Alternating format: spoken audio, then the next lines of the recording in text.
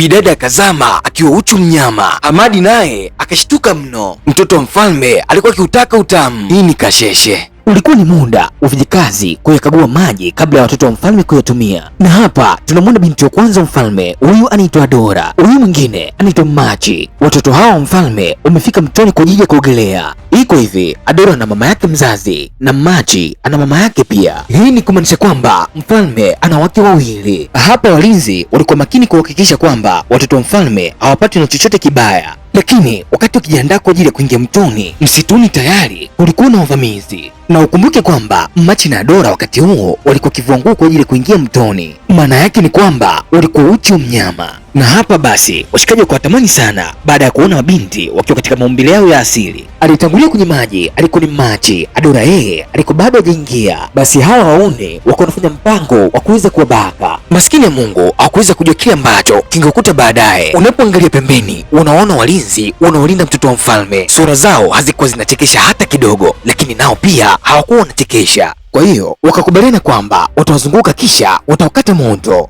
Ndipo hapo sasa walinzi wakiwa wamekaa kizembe wakakata moto. Kwa hivyo sasa watafanikiwa kuwabaka watoto wa mfalme. Wakati huu Machi hana wasiwasi hata kidogo, ndio kwanza anajiona kama samaki kwenye maji bila ya kujua kwamba tayari wamekwisha kuvamiwa na walinzi wao wamekufa, hakuna kuwatetea. Vijakazi walifanikiwa kukimbia, lakini Adora akakamatwa. Machi naye akatamani apotelee katika maji. Ikawa ni kama wamegawana vile, mmoja akamchukua Dora, mwingine akawa anamtaka Machi atoke katika maji. Kiufupi hawa washikaji walikuwa na uchu kinoma noma. Huyu mmoja akawa anasema kama asipotoka kwenye maji atamfuata na kumpatia anachokitaka huko huko. Basi Machi akawa analia pale. Mchizi ana uchu kinoma noma, utafikiri hajawahi kufanya hicho kitu kama miaka 10 hivi. Wakiwa kwenye harakati zao wanasikia sauti ya mtu anasema acha. Hapa sasa anakuja huyu mchizi, jina lake anaitwa Amadi. Kibaka mmoja akamuuliza, wewe ni nani unaweza kuzuia mipango yetu? Wakawa wanamuuliza kwa hasira yeye ni nani waweze kumjua. Na hapa sasa mshikaji akamwambia kwamba wameshika watoto wa mfalme. Amadi akawataka washikaji waweze kuachana kabisa na watoto wa mfalme, ni kinyume na sheria na kile ambacho anakifikiria akifai kabisa.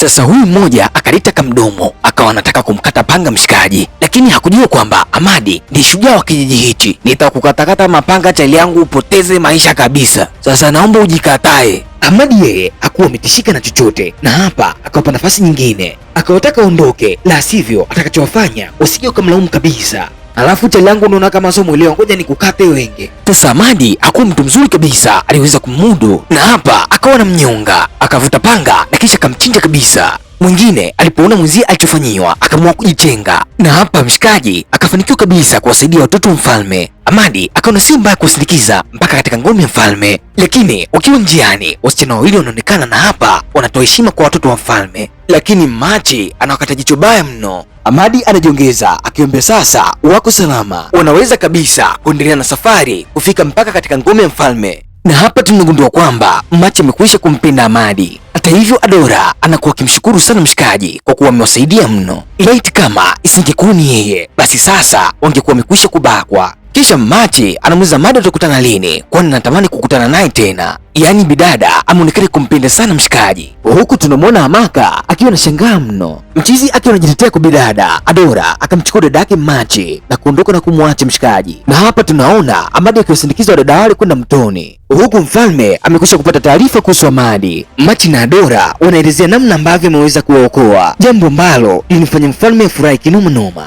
Na hapa akasema yuko tayari kumpatia chochote mtu aliyeweza kuokoa. Huko Machi akasema kwa niaba ya baba yake atajisikia raha kumpatia mtu huyo zawadi. Yaani kiukweli Machi amempenda sana Amadi. Tatizo ni je, Amadi atakuwa anampenda kama anavyompenda yeye? Sasa upande wa pili tunamwona mwanamke mmoja wa makamu akiwa anatoka katika nyumba yake, na kwa bahati mbaya anadondoka chini. Sasa huyu ni mamake na Amaka, na huyu alikuwa ni rafiki yake na Amaka. Ilikuwa ni kama bahati kwa yeye kuja, kwani anamkota bi mkubwa na kumwingiza mpaka ndani. Kisha tunagundua kwamba Amadi na Amaka wana mahusiano kabisa kimapenzi, na hapa Amadi anamwahidi Amaka kwamba atamuoa. Anamwambia kwamba si sawa kwao kuishi pamoja kabla ya kuoana.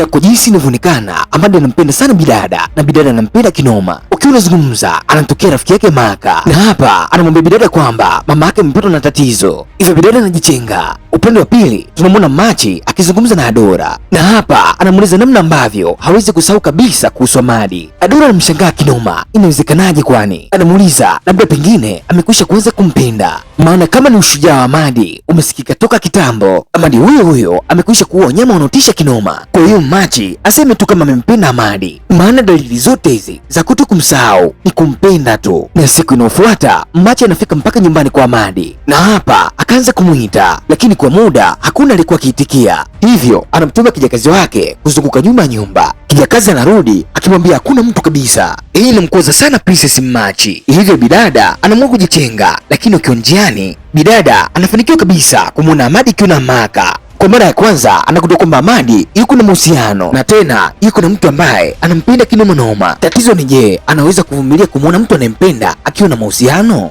Bidada akifika nyumbani analalamika kinoma noma, haiwezekani kabisa mtu anayempenda au na mpenzi. Povu lilimtoka sana, mama yake akampa wazo, anamwambia kwamba afanye chochote kile kumpata mtu anayempenda, yaani hata kama itagharimu uhai wa mtu basi awezi kumuua. Akiwa anazungumza hivyo, Prince Oduku akawa amesikia kila kitu. Anamsikia mama akifundisha mtoto wake ukatili. Mchizi anaanza kufoka akisema kwamba si vizuri kabisa kwa kile unachomfundisha mtoto wako, yaani haiwezekani kabisa umfundishe mtoto wako kuua. Lakini mama mzazi anamwambia ni halali kabisa kwa mtoto wake kupambania kile ambacho anakipenda kutokea moyoni. Hebu niambie kwenye comment, ni halali kabisa kwa mwanamke kumtongoza mwanaume au vipi? Tunamwona Maka akiwa anakata miuno na huku Amadi akimwambia endelee kuzungusha. Basi mtu na mpenzi wake wakawa wanalinogesha penzi. Punde si punde akawa amefika Princess Adora, akapongeza sana kile ambacho kilikuwa kinaendelea. Na hapa tunagundua kwamba bidada ameleta zawadi kama shukrani kutokana na kwamba mchizi aliweza kuwasaidia. Amadi akamwambia kwamba alifanya kile ambacho kila mtu angeweza kufanya juu yao. Hata hivyo anaipokea zawadi na kisha bidada anaamua kujitenga na kuacha. Huyu Adora anaonekana kuwa na moyo mzuri sana kuliko dada yake. Anapofika nyumbani anamuelezea dada yake kile ambacho amekwisha kukiona, lakini Machi anaonekana kukasirika mno, hataki kusikia kabisa kwamba Amadi ana mpenzi. Lakini Adora anamthibitishia kwamba Amadi ana mpenzi na anaitwa Amaka. Ndipo sasa Machi anakumbuka kwamba ni yule msichana ambaye walikutana nao akitoka mtoni, na Adora anaongezea kwamba wanaonekana kuwa katika penzi zito, yaani wanapendana kinoma noma. Hivyo anamshauri dada yake aweze kuachana nao, afanye mambo mengine tu. Lakini Machi hataki kabisa, yuko tayari kumuua mtu kwa ajili ya mapenzi. Kwa Amadi yeye amekufa, amekwisha kuoza, yuko tayari kutoa chochote kile anachoweza kukitoa. Adora alijitahidi mno kumwambia kwamba wanawake hawatongozi, wao wanatongozwa, lakini Machi yeye anaamini kabisa atamtongoza na kumpata. Hapa Uduku anasikia kila kitu na kuingilia, anajaribu kabisa kumshauri dada yake aachane na mambo hayo, lakini bidada hasikii kabisa. Siku zote sikio la kufa halisikii dawa. Bidada anasema yuko tayari kumuua yoyote yule, kisha anazama ndani. Prince Uduku anakaa chini na Adora, na hapa mshikaji anamshauri kuwa siwe kama dada yake, anaweza kutulia. Kama mwanaume atampenda atamtulia posa na kumuoa. Mida fulani hivi bidada Amaka alikuwa akitembea zake, lakini Machi anamzuia barabarani na bila sababu akamweka kofi usoni. Bidada Amaka akaamua kuuliza nini kinaendelea. Kabla hajamaliza kuzungumza akapigwa kofi jingine, na hapa Machi akamwambia amefanya makosa makubwa sana kuwa na Amadi, na kwa sasa anamwambia kae naye mbali, kwani kama ataendelea kuwa na mahusiano na Amadi basi atamkata moto. Alimpa vitisho vizito sana bidada, akiwa tayari amekwisha kumkata makofi, na yote hiyo ni kwa sababu yeye ni mtoto wa mfalme, anaweza kupata kile anachokitaka. Amaka anarudi nyumbani moja kwa moja na kumkuta Amadi, na hapa bidada analia akimwambia kwamba Machi amempiga makofi. Ili jambo lilimuumiza sana Amadi, na hapa mshikaji akaamua kutoka moja kwa moja kumtafuta bidada popote alipo. Amadi anapokuwa njiani anakutana na Machi. Bidada anajaribu kujiongelesha, lakini mchizi acheki na wote. Anamuuliza swali, amewezaje kumpiga mwanamke wake anayempenda kinoma? Mchizi anaongea kwa kufuka sana. Mlinzi naye akampokea kinoma, akamuuliza amewezaje kuzungumza na mtoto mfalme kama hivyo. Mwamba akakoki bunduki yake na kumfyatulia risasi, lakini kwa bahati nzuri alilenga pembeni, hakutaka kabisa kumuua. Amadi anamsogelea akimwambia kwamba safari ijayo sitokukosa, bali ukizungumza tena nitalenga risasi yangu moja kwa moja kichwani kwako. Hakuwa na mchezo kabisa, hakutaka mtu aingilie mazungumzo yake. Kisha anamfuata Machi akimpa onyo, akimwambia asirudie kabisa. Popote pale atakapomwona Amaka basi hiyo kama amemwona yeye, asijaribu kabisa hata kuugusa unywele wake. Na hapo mchizi akijitenga na kumwacha bidada akiwa na hema kwa hofu kinoma. Sasa taarifa za Machi wanamtaka Ahmadi kimapenzi zikafika kwa baba yake, yaani mfalme, huku Uduku akielezea kila kitu. Mfalme alikasirika sana baada ya kusikia kile ambacho mtoto wake anakifanya, na hapa akaamua kuwa atamtafuta na kuzungumza naye. Moja kwa moja rudi mpaka nyumbani kwa mama yake na Amaka. Hapa mama Amaka alikuwa akimtafuta mtoto wake, kwani hajamuona toka asubuhi, na kwa kawaida kabisa Amaka hana tabia za kuzurura hovyo. Mama presha kampanda, mchakamchaka ukaanza ukuulizia pale ambapo mtoto wake atakapokuwa, lakini kila anayemuulizia anamwambia kwamba hajamuona kabisa Amaka. Basi mama akaamua kukaa nyumbani kwake akiwa analia kinoma,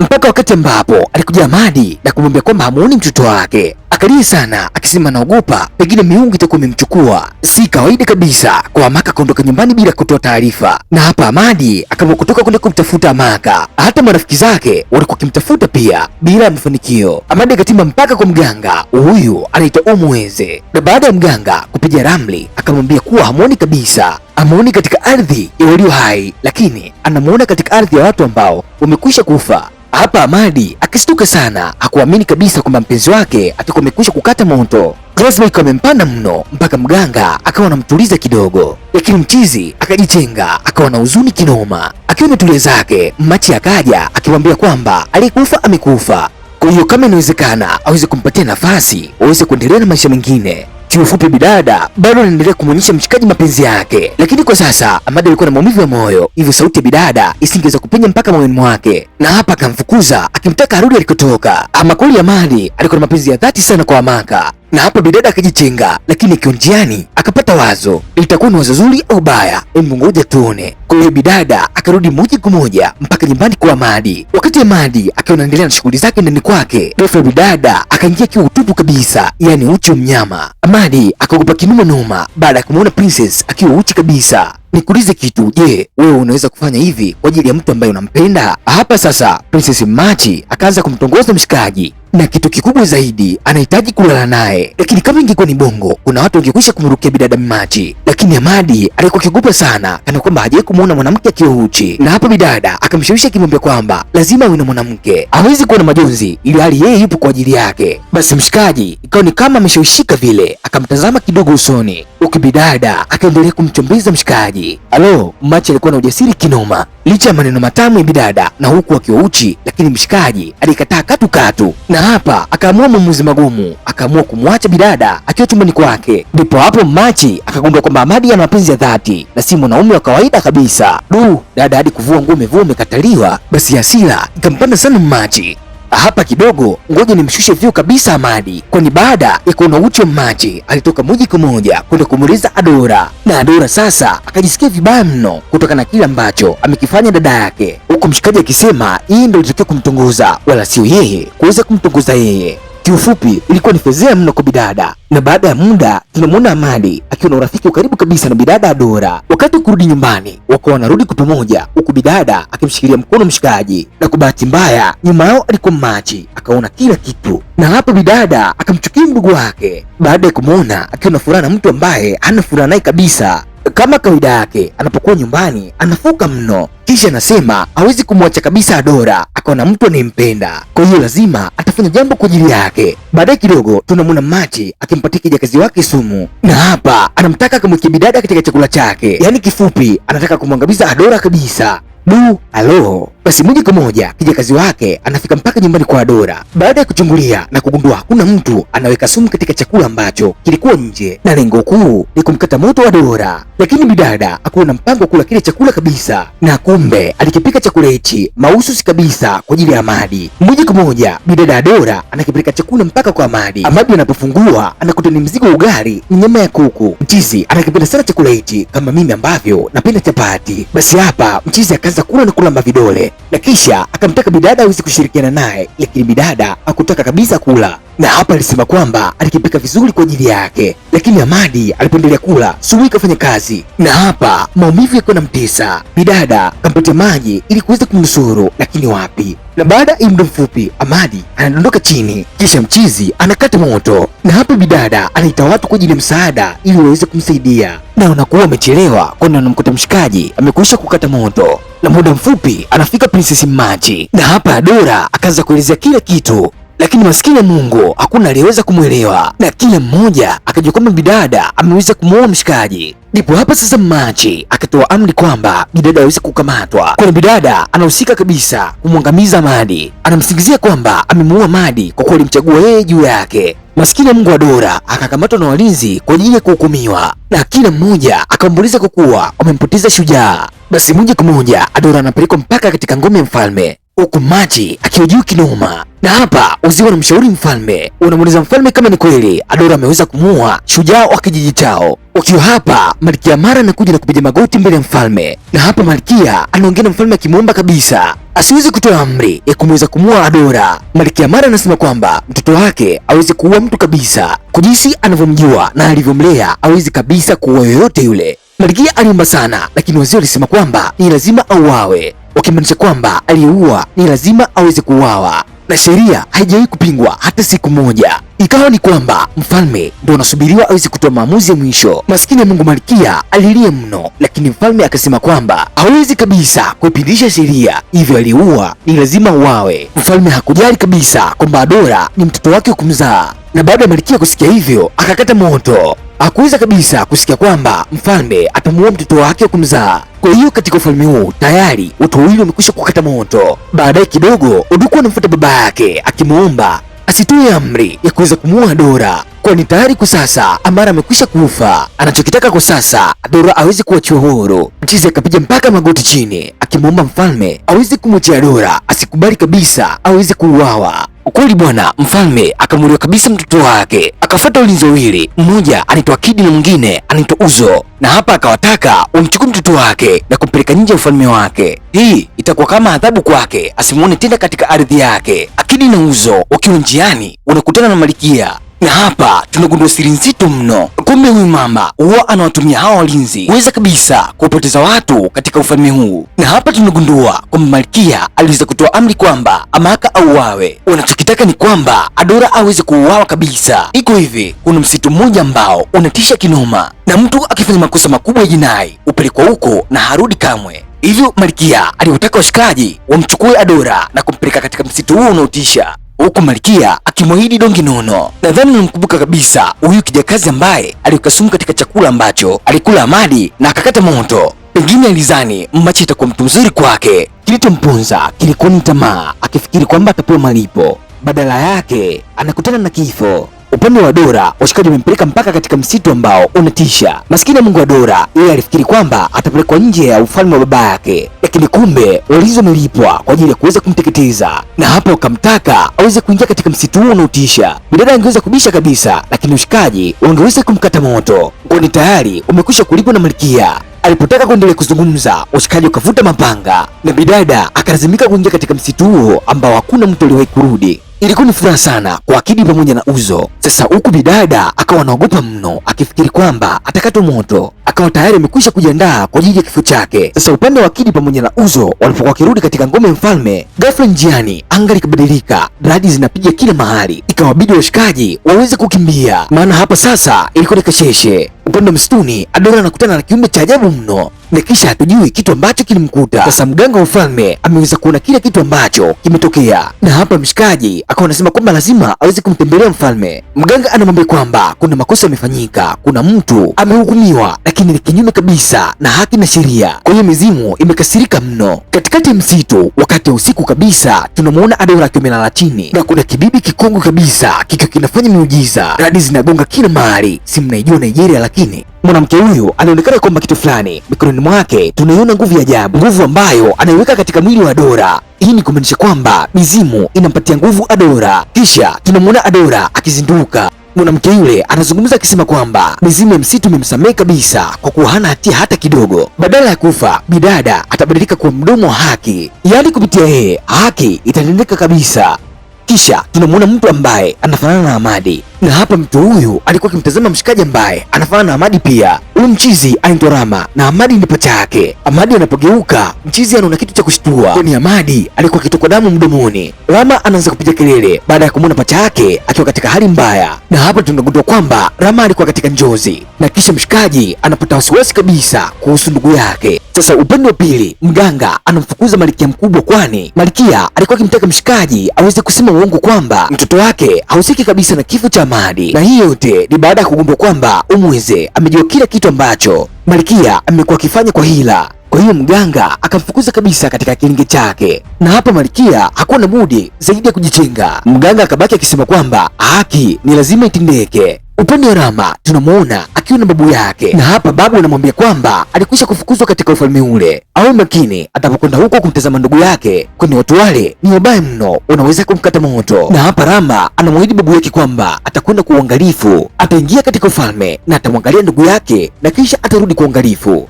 Hivyo anamtaka babu yake abaki kwa amani akimsubiria. Kabla hatujaendelea na kukumbusha kusubscribe. Sasa tuendelee. Nje ya ufalme kuna huyu mganga anaitwa Kapi, na hapa Malkia mkubwa alimfuata akimtaka waweze kumuoa Umweze. Anamwahidi kwamba wakikamilisha jambo hilo, basi Kapi atakuwa mganga mkuu kabisa katika ufalme wao. Baada ya muda fulani, Malkia mkubwa anarudi kwa mganga, na hapa anamkuta mganga ameshikilia msimamo wake ule ule. Baada ya muda mfupi, mganga anasema kwamba anasikia harufu mbaya ya Kapi. Malkia anamjibu kwamba ndiyo, yuko na Kapi, wako hapa kwa ajili ya kumpindua, na yote hii inasababishwa na kwamba yeye ni mgumu kabisa kukubaliana naye. Mganga anasema kwamba haitowezekana kabisa, lakini Kapi alikwisha kuwasili, na hapa akamkata moto Umweze, habari yake ikiwa imekwisha kabisa. Malkia sasa ana amani kubwa, kwani siri yake itatunzwa. Baada ya safari ndefu kidogo, Rama anafika nyumbani kwa ndugu yake, na hapa akatokea Msamaria mwema akimwambia amefuata nini, maana kama wataweza kumuona basi wataweza kumuua. Na hapa sasa Rama akauliza mbona hakuna mtu kabisa nyumbani. Ndipo hapa mshikaji akachukua jukumu la kumweleza kila kitu ambacho kimetokea. Anamwambia kwamba kaka yake amekwisha kuuawa, na hii ni baada ya Adora kumwekea sumu kwenye chakula, kwa kuwa alichagua kabisa kumuoa Machi na kumwacha yeye. Na hapa sasa Rama akaumia kinomanoma. Mchizi akaanza kulia bila ya kujali kwamba alifukuzwa kabisa katika ufalme huu, na baada ya pale akajidhihirisha kwa Princess Machi, ambapo bidada baada ya kumuona nakimbia mno.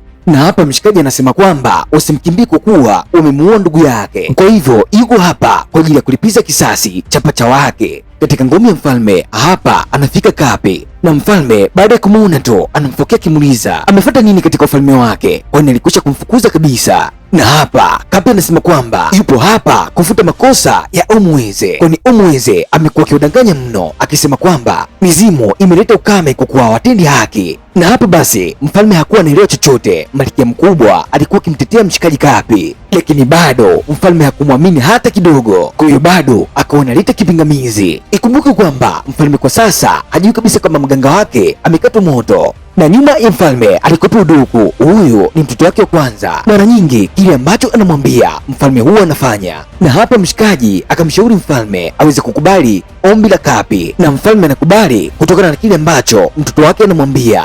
Kwa hiyo dili la Malkia mkubwa inatimia kabisa. Na baada ya muda Machi anamuelezea mama yake kwamba amemwona Ahmadi, lakini mama anamwambia sio Ahmadi, huyu ni Rama, pacha wa Ahmadi, na anamwambia kwamba alifukuzwa muda mrefu uliopita, sasa amerudi kulipa kisasi. Sasa upande msituni Adora amekuwa na nguvu mno, na hapa bidada alikuwa akifanya maombi na mizimu inamjibu kabisa bila ya shaka. Sasa upande wa Rama akiwa anatoka nyumbani, ghafla walinzi wa mfalme wanatokea. Anapotaka kukimbia anatokea mwingine na kumzuia, na hapa Rama anakamatwa kabisa. Kisha anatokea Malkia na kumuuliza amefuata nini hapa, kwani ni kitambo kabisa walikwisha kumfukuza kutoka katika ufalme huu. Na hapa Malkia anawataka ulinzi waweze kumkata moto, kisha walinzi wanamchukua na kuondoka naye. Ukiwa njiani ukitaka kumuua, bahati haiwi upande wao kabisa, kwani unaponyanyua panga inapotea ghafla na radi zinaanza kutamalaki. Na hapa sasa tunamwona bidada Adora. Washikaji hawakuamini kabisa kwamba watamuona tena. Wanapomjaribu wanakutana na mkono wa Bwana, kila mmoja anakutana na dozi kwa mpango. Na hapo Rama anabaki akishangaa tu, anabaki akijiuliza huyu ni nani na kwa nini anafanya hivi. Na hapa bidada anamwambia kwamba hataua kabisa, anawataka waweze kupeleka ujumbe kwa Malkia Mkubwa, wamwambie kwamba mizimu ipo kwa ajili ya kuweza kumteketeza. Na kiukweli washikaji, dozi iliyokolea, na hapa wakanyanyuka kwa ajili ya kukimbia. Kuba mbinyo sio walijikuta wakatili wanakutana na mtu mkatili zaidi. Basi Amadi akamshukuru sana Dora bila ya kujua ni nani, kisha Dora akamchukua Amadi na kumwingiza katikati msitu. Sasa ghafla bwana, tunamwona mfalme akizungumza na umwenze, na hapa mfalme akamuuliza alikuwa wapi, maana amemtafuta mno. Kisha mganga anampa taarifa ya muhimu mno, anamueleza kwamba haki haitendeki kabisa katika ufalme wake, hivyo kuna namna inabidi awe makini kabisa, maana kama akileta mchezo kidogo tu wanaweza kumuua kabisa. Kisha tunamwona mfalme akizinduka kutoka katika njozi, na hapa mfalme anaadhimia kwamba atakwenda kwa mganga mwingine. Malkia Mkubwa anapokea taarifa kutoka kwa Akidi, na hapa mchizi anampanga kwamba ulikutana na mkono wa Dora na kwa sasa Dora ana nguvu kinoma, lakini Malkia anamwambia kwamba mwache aje, eti Malkia naye anajiamini. Baada ya muda tunamwona Malkia akiwa na mganga Kapi, na hapa mganga anamwambia kuna jambo ambalo linatisha mno na litatokea muda si mrefu. Baada ya mganga kusikia kwamba mfalme ana mpango wa kukutana na mganga mwingine, hapa anampa Malkia wazo la kuweza kumkata moto mfalme, lakini kwa bahati mbaya ama nzuri, Uduku anasikia kila kitu na hapa anaamua kutokea. Anapofika tu anamfokea bi mkubwa wake. Mchizi akawa anamuuliza mama yake kwa nini hataki kubadilika kabisa, na hapa akawa anamwambia kwamba lazima atakwenda kumwambia baba yake, lakini kabla hajatoka mganga akawa amemzuia na nguvu za giza. Kisha mchizi akadondoka chini na akachukuliwa kupelekwa katika chumba cha kutisha, huku mwamba hakuwa anaweza kuongea kabisa na angebaki hapa kwa muda wote ule. Upande wa msituni tunamwona mganga akizungumza na Dora, na hapa Dora alimueleza Rama kwamba hakuwa ni yeye aliyeweza kumuua Madi, bali alikuwa ni Machi, na badala yake alisingiziwa kwamba ameweza kumuua Madi. Na hapa ndipo Rama akagundua ukweli mzima, ikawa ni kwamba kuna mtu mmoja anahitajika kufikisha ujumbe kwa mfalme, maana mganga anasema kwamba alifikisha ujumbe kwa mara ya kwanza kwa njia ya ndoto. Hapa bidada anasema kwamba atakwenda kwa niaba yao wote, lakini kwa kuwa alikwisha kufukuzwa mganga anakataa, na hapa Rama anajitolea kufanya kazi hiyo, japo ni ngumu mno. Anamwomba mganga aweze kumwamini kabisa. Mchizi moja kwa moja anafika mpaka kwa mfalme, na hapa anajaribu kumwamsha, lakini mfalme akahisi kwamba ni mtu anataka kumuua. Kwa hiyo akawa anabaki anapiga kelele mpaka wakati ambapo walipofika ulinzi wake, na hapa wakamtatisha mshikaji. Kweli Rama kwa safari hii atawasamehe tu, kwani walimchukua na kumpeleka mahali ambapo alikuwa Prince, na Rama alikuwa amefungwa kila mahali. Hapa basi akaanza kumwongelesha Uduku, lakini Uduku hakuweza kuongea. Upande wa msituni bidada akaanza kufanya mambo yake, na kwa kweli alikuwa akitisha kinoma. Sasa siku inayofuata ilikuwa ni siku ya kumpa adhabu Rama, na hapa mfalme alikasirika sana kwa kuwa alikwisha kumfukuza, huku mganga Kapi akisema kwamba ni lazima wamuue. Kwa sasa kila mtu alikuwa akimsikiliza Kapi, waliona kwamba kila anachokisema ni cha kweli kabisa. Baada ya Rama kuona kuna userious, akaanza kuomba msamaha, lakini ukweli ni kwamba panga zilinyanyuliwa kwa ajili ya kumuua, lakini kila kitu kikabadilika kwa wakati ule. Upande wa pili mganga Omweze amemfuata mchizi kuweza kumkomboa, huku upande wa pili Mkapi anapambana na mizimu, na hapa alikuwa akijigamba mno. Punde si punde anatokea bidada Adora, na hapa kila mmoja anakaa standby. Unaanza kupigwa mkono kati ya Adora na mganga Mkapi, lakini hapa ngome inakuwa draw kidogo, kwani Mkapi naye hakuwa kinyonge. Vita ilipigwa mno mpaka muda ambao Adora alionekana kuzidiwa, na hapa sasa ndipo akatokea mganga Omweze. Hapa alikuja kumsaidia bidada, kwa kuwa Mkapi alidanganya kwamba Prince amekwisha kutoweka. Hapa sasa Prince akajitokeza akazungumza ukweli wote ambao umekwisha kujificha chini ya carpet. Muda huo Machi na mama yake kimeolamba, na hapa mfalme akasikitika mno. Wazee waliposikia hivyo wakatoka nje, na hapa wanataka haki itendeke, wanataka Malkia pamoja na Machi pamoja na huyu mganga wote wateketezwe. Sasa Mkapi alipotaka kuleta matatizo, mganga Omweze pamoja na Adora wanamkutanisha na mkono wa bwana, na mshikaji anakata moto. Inakuwa ni furaha kubwa sana kwa upande wa Rama, kwani kisasi kimelipwa, na Adora naye anafanikisha kuweka haki na usawa. Mwisho sasa tunamwona mfalme akimkumbatia Adora, kwani huyu ndiye mtu pekee atakayebaki naye. Ama kwa hakika haki na upendo ni vitu ambavyo vinavyolandana kabisa, ikawa ni shangwe kabisa. Mimi hapa naitwa Chris Muno W, ulikuwa na mimi kutokea mwanzo mpaka katika mwisho huu mzuri. Kama utakuwa umependa story, tafadhali usisahau kusubscribe. Unaweza kuweka komenti yako, kisha ukilike na kushare utakometisha kinoma noma. mimi nakupenda sana hata kama hakuna nikupenda. Bye.